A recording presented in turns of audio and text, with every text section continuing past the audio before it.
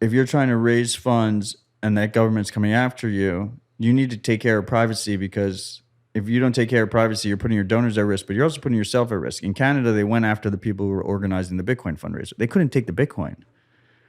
They did take the Bitcoin, though. After they went to the guy's house and was like, put a gun to his head and said, give us the fucking Bitcoin or you're going to jail. I think, to me, Matt, but they knew to pressure the person, and they knew how much Bitcoin there was, right? Yeah. They didn't know where to find the Bitcoin, and they didn't have a button they could press to take the Bitcoin.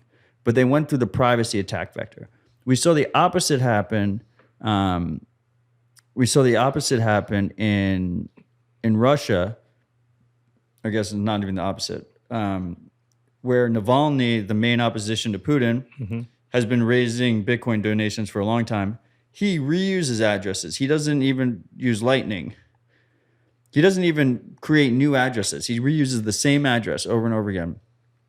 Putin pressured Binance and was like, let us know which users have donated to this address. And they just gave full KYC information. Really? They gave a list of everyone who donated to Navalny. Fucking hell. And some of them have family in Russia. Some of them, and all these people were probably saying to themselves, you know, like, oh, what do I need to know about privacy? Like, oh, privacy is too difficult. Like, why should I fucking deal with it? Now they know.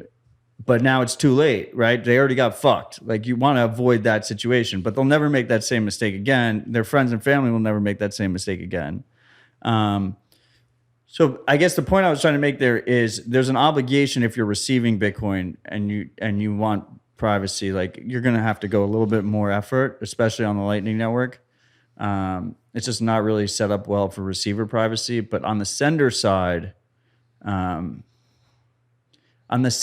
so we'll go back to the Canadian. We'll go back to the Canadian example. If you look at the blockchain data on when the Canadians were raising Bitcoin donations, you can tell everyone who donated on chain very easily. Yeah. The people that donated through Lightning, no. Okay.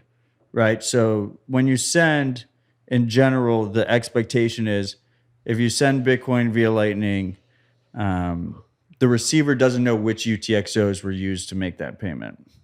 So you're breaking that chain of information, as opposed to if you send on chain, there's a direct history of the chain data of all your transactions before it.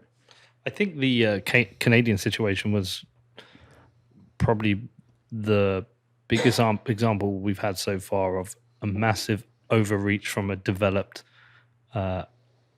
liberal Western democracy to interfere in what should be considered the free right to protest. And that was one of the ones that really stood out to me as, okay, now I see it. Yeah. I mean, I thought there was a moment there where I thought that was our terrorist moment. I thought they were going to make us all terrorists. No. They were just going to call us all terrorists. If you want to use Bitcoin privately, you're a terrorist.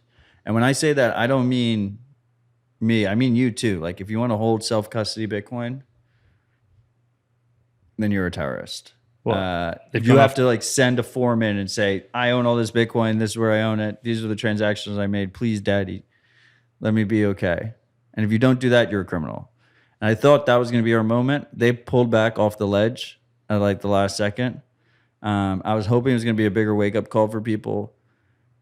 People forget so quickly.